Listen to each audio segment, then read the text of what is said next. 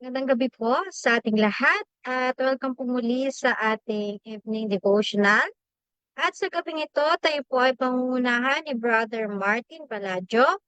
Ngunit bago po yan, tayo po muna ay mag-awitan ng ating opening song.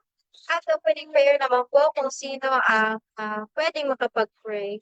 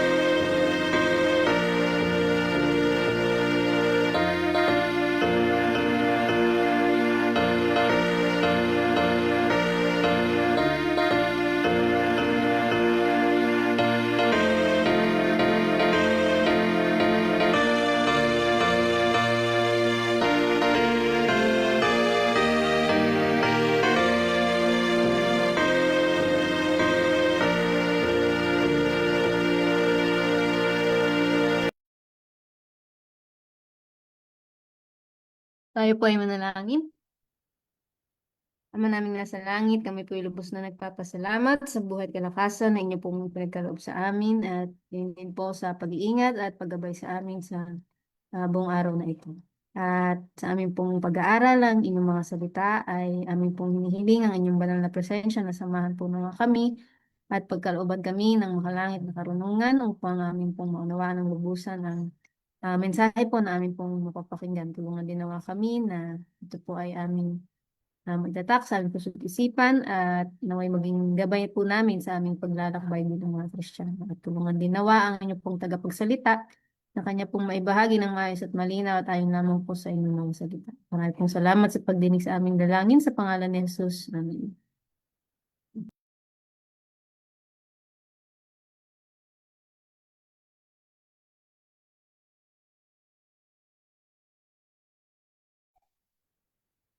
So, rinig po ba ako?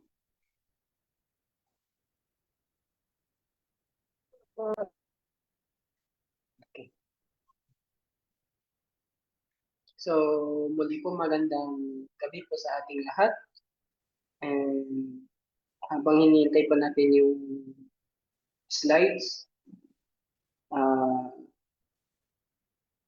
kanina po, nung habang nag-scroll po ako dun sa aking Facebook, nag-text po sa akin si Ate Jermaine kung pwede daw po akong mag-speaker. And sabi ko po, yes. So, isa po sa mga strength na siguro po sabi na natin ah, na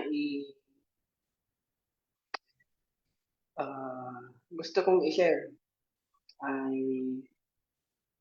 yung pagiging ah, ready natin.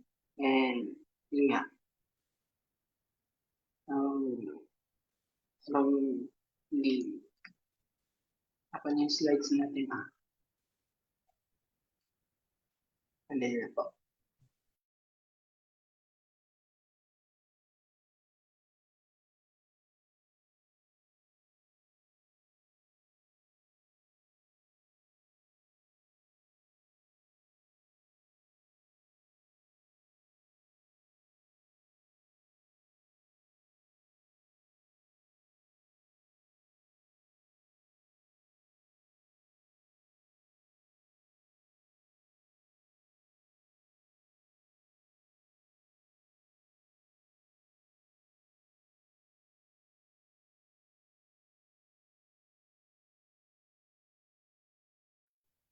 Brother Martin.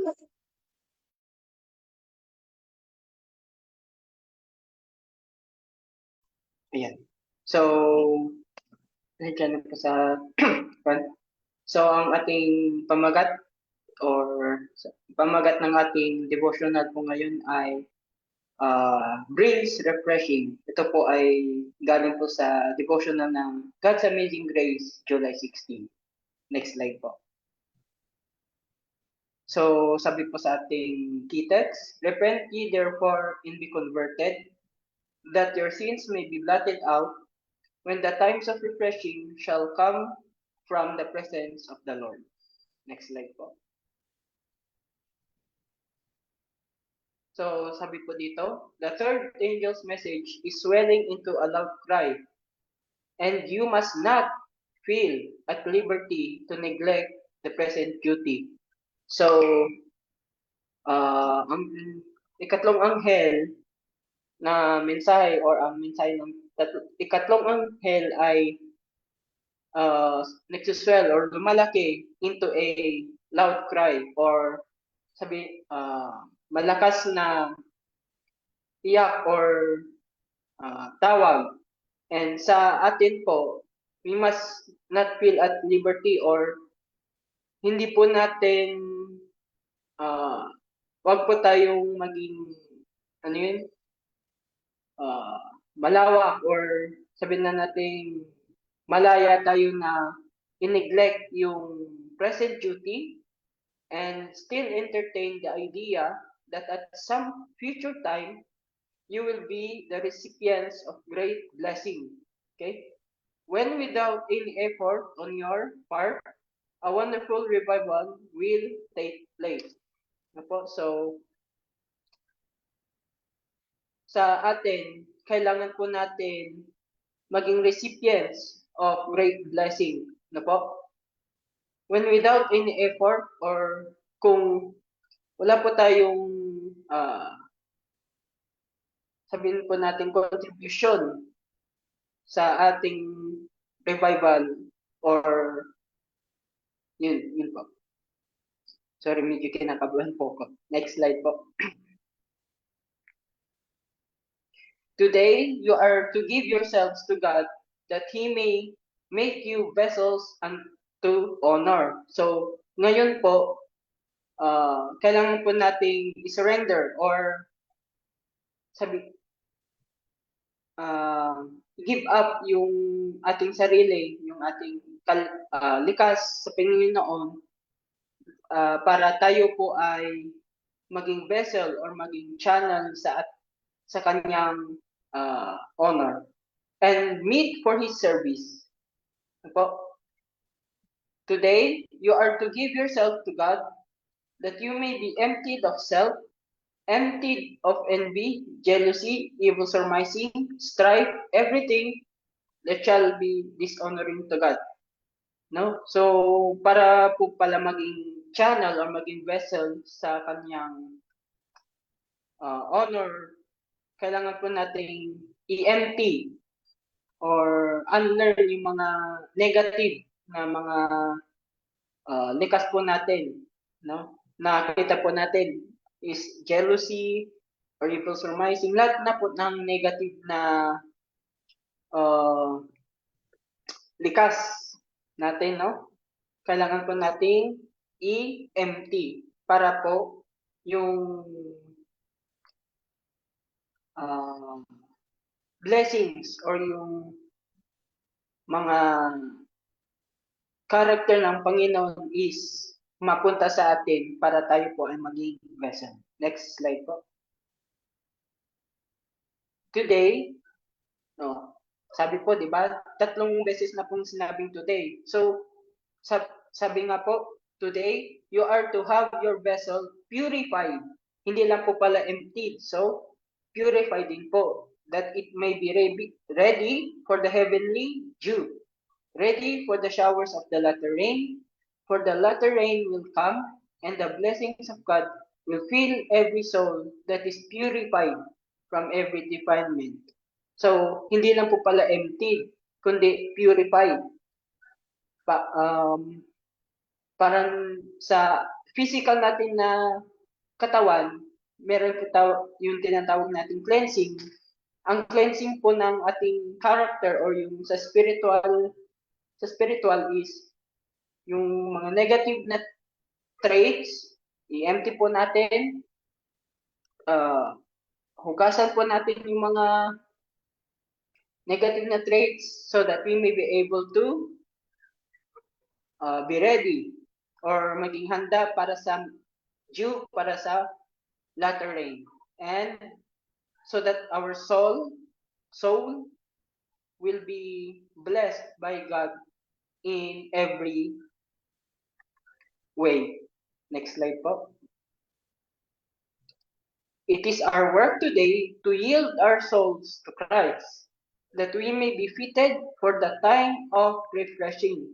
So, sabi nga po, di ba today, ngayon, hindi bukas, hindi mamaya, hindi next year, kundi today. No? That we may be fitted for the time of refreshing from the presence of the Lord. Okay?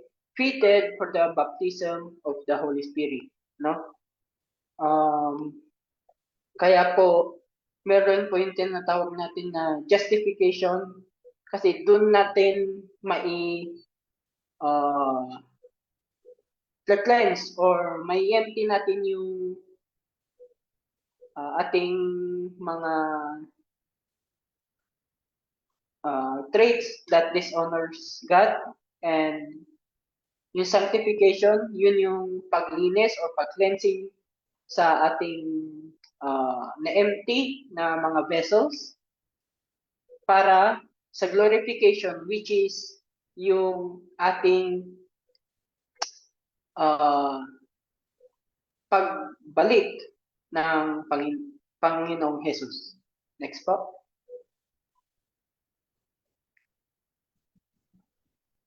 So sabi po dito, God has not revealed to us the time when this message will close. So, wala pong nababasa doon sa Bible or sa SOP na reveal ng Panginoon yung pagsara ng mensahe or when probation will have an end. Na po? So, hindi ko po sinasabi na mali ang mga time setters, pero I don't know if saan po nila nabasa yung pag time set nila, pero sabi po dito, wala nakakaalam or ni anghel, wala nakakaalam kung kailan ang close of probation. So, what is our duty? It is our duty to watch and work and wait no? Magbantay, magtrabaho, at maghintay, no? Kaya kailangan din natin i-develop yung patience kasi sabi dito na it is our duty to watch and work and wait, no? To labor every moment for the souls of men that are ready to perish. So, isa rin sa duty natin ang mag-labor or reach out, no? Kung at sa mga truth na natanggap po natin, we imputed, we have to impart also because this is our duty. We are to keep walking continually in the footsteps of Jesus, working in his lines, dispensing his gifts as good stewards in of the manifold grace of God. So we are to keep walking, no? Kailangan continuous ang ating paglakad sa Panginoon, no? Sa pagtrabaho sa kaniyang vineyard, dispensing his gifts. So, yun nga po, yung imputed and imparted righteousness, or sabihin po natin, yung binigay sa atin ng Panginoon na gifts, ibibigay po natin din sa iba. So, hindi po siya give and receive, kundi give and give, no? Next slide po.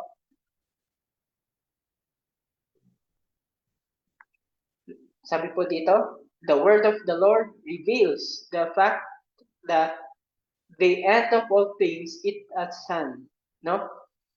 Tama po, ang huli or ang katapusan ng lahat ng bagay is at hand.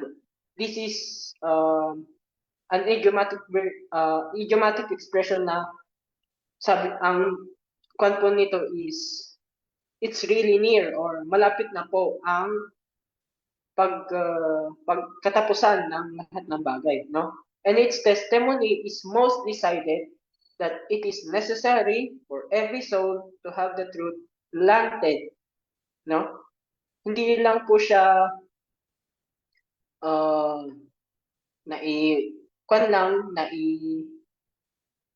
natapon lang, kundi it is planted in the heart so that it will control the life and sanctify the character, no?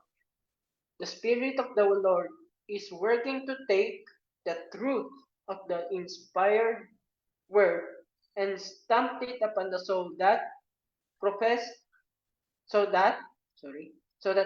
followers of Christ will have a holy, sacred joy that they will be able to impart to others, no? So, ang Espiritu ng Panginoon or yung kaniyang character is working or nagtatrabaho para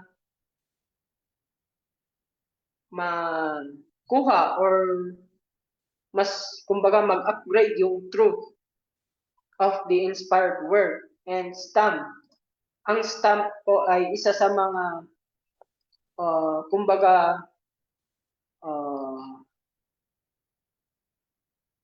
kumbaga verification, no, na nasa sayo ang truth, no po. So bakit po ba kailangan po nating i-stamp or sa puso yung truth po na yun? So para po may holy, sacred joy that they will be able to impart to others. Kasi po ayon po sa aking observation is may mga tao po na yes, they spread the word of God, pero po yung mukha nila parang hindi sila joyful, parang sabihin na natin malungkot or iniisip pa rin nila yung problema nila na sa bahay or sa work, let's say business, ganun. So, we must not, uh,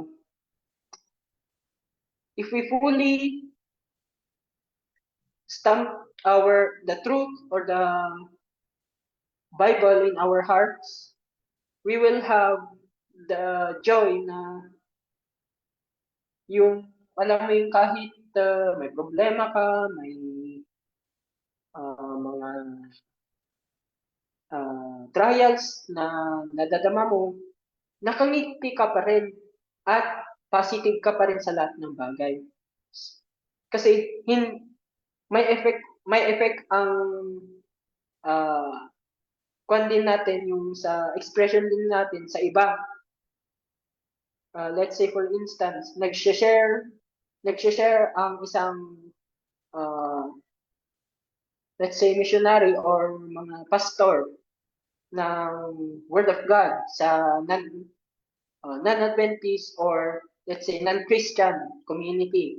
Tapos yung muka ng pastor or yung nag-share is malungkot, matamlay, di ba parang hindi nakaka-encourage? So we have to stamp that and set aside yung mga problema natin para yung sinishare natin or yung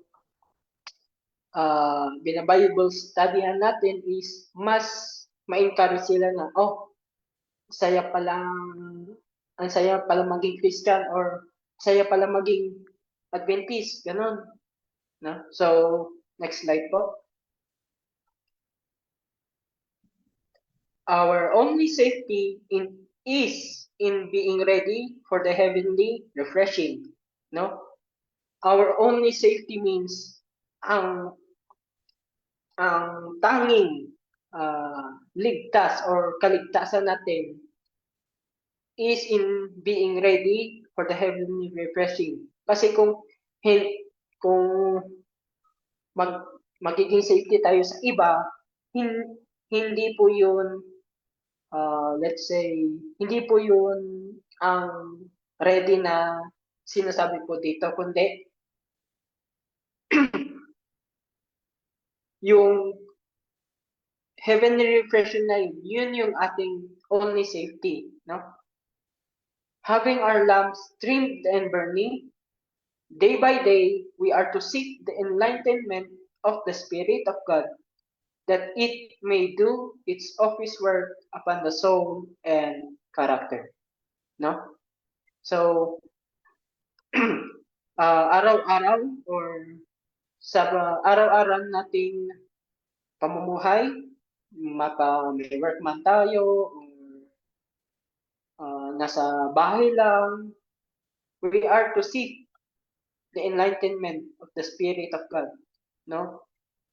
Kung sa panahon ng ancient Israel is nakikita nila ang Panginoon sa atin, nakikita din natin ang Panginoon through the Bible and through the spirit of prophecy.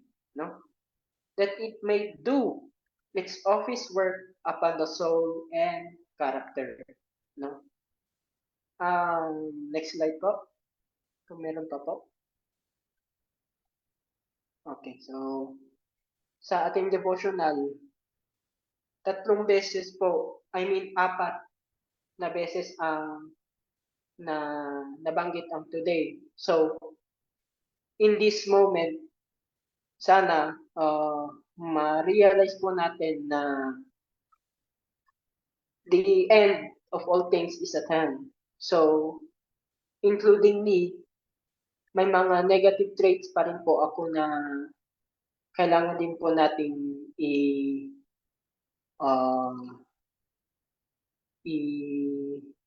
i-develop.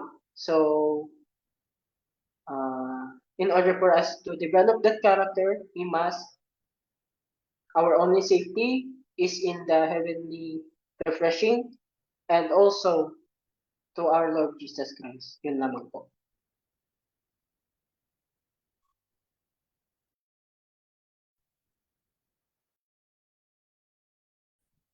Ayan, maraming salamat Brother Martin sa napakagandang mensahe na yung binahagi sa amin sa gabi ito. So doon, sinasaad doon na kinakailangan na nating magbantay, kinakailangan nating maghanda, at kinakailangan na nating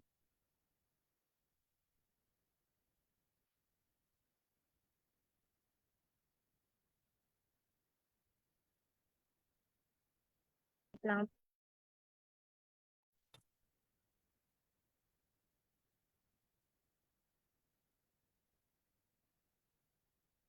Naririnig po ba ako? Opo. Yes po. Doon sa devotion natin sa gabi ito, tayo ay pinapaalalahanan ng ating Panginoon na pag kinakailangan natin maghanda, kinakailangan natin mag-prepare at magbantay. Kasi alam natin na yung panahon natin ngayon ay maigsi na lang. At sinasabi doon na kinakailangan nating mag-repent, kinakailangan natin na magbago upang tayo ay mailigtas. Ayun. Jesus.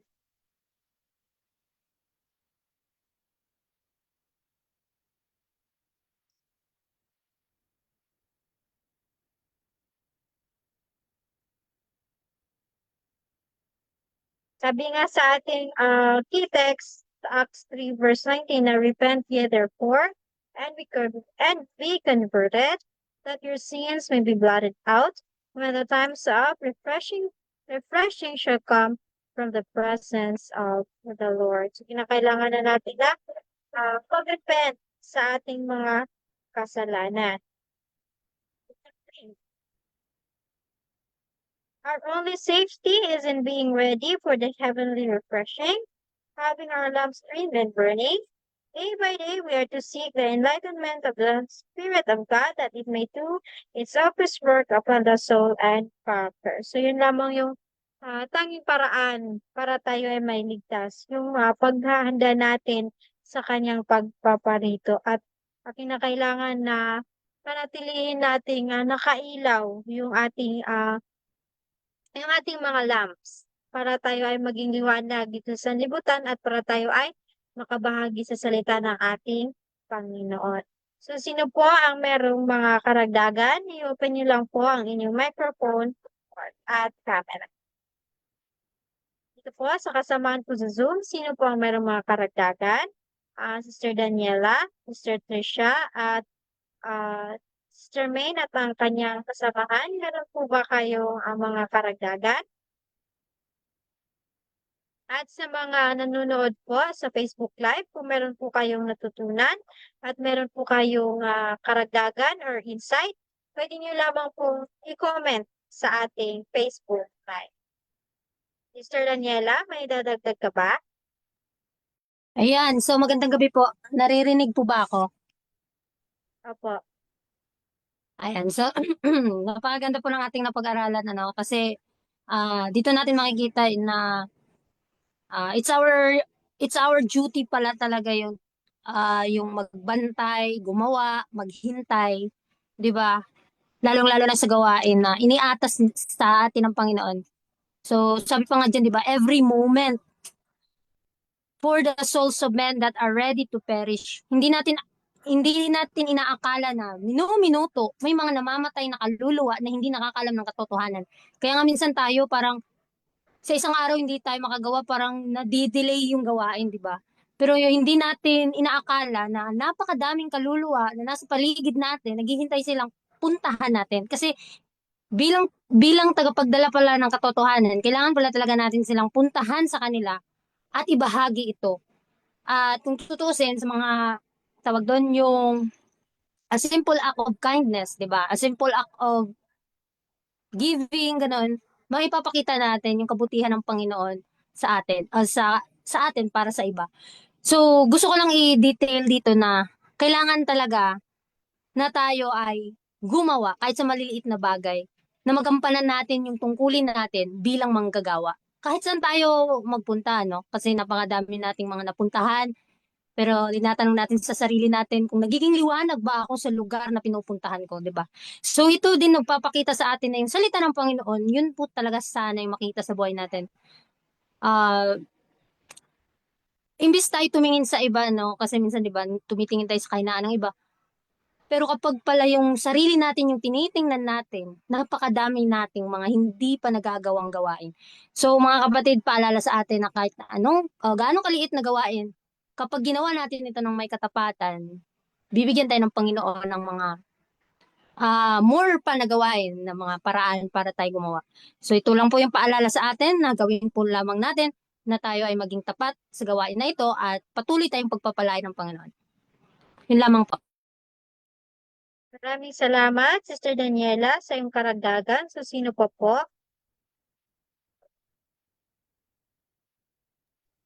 Ah, bigla po nang naalala yung isang topic doon sa last day events na yung tawag dito, yung save, parang ang kwan po nun is parang i-consider po natin yung araw na to as your last kasi hindi natin alam kung kailan tayo kunin or kailan tayo magpapahinga. But kung magigising man tayo kinabukasan, then another opportunity para i-share yung gospel and pag yung ating legacy or sabihin po natin pag pagiging light sa ibang tao is one of the best na remembrance sa especially sa mga non-Adventist and non-Christians. So, yun naman po.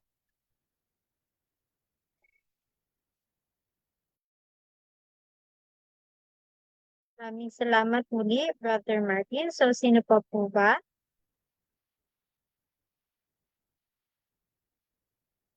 At kung wala na po, tayo na po ay dadako sa ating closing song. At ang mag-lead po ng ating closing prayer ay ang ating pong tagapagsalita.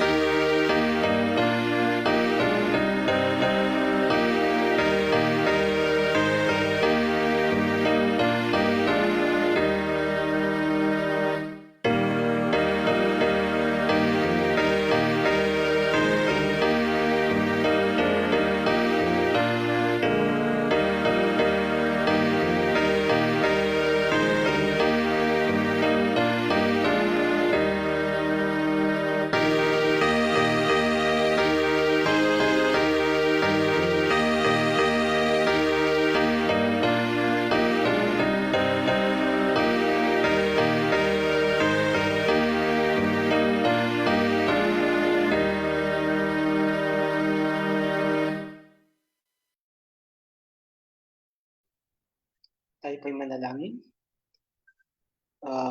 In this very moment, God, we would like to thank you again for this wonderful day that you give it to us. We would like also to thank you for the message that it is a reminder that we must be ready at all times and we must wait, work, and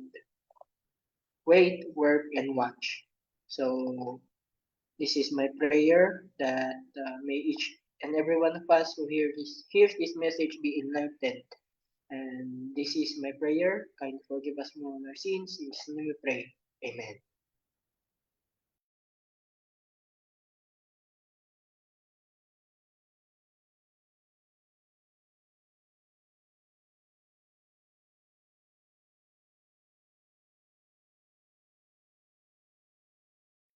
Maraming salamat muli kay Brother Martin sa kanyang pagbahagi sa ating evening devotional. At maraming salamat din po sa mga nakinig at nanood sa ating Facebook Live at sa mga nag-join sa ating Zoom. At ating po kayong inaanyayahan sa ating online program, Morning Devotional, alas 5 ng umaga. At bukas naman po ang ating Rest for Worship na magsisimula po sa alas 5 ng gabi. Magsabi sa ating lahat and God bless.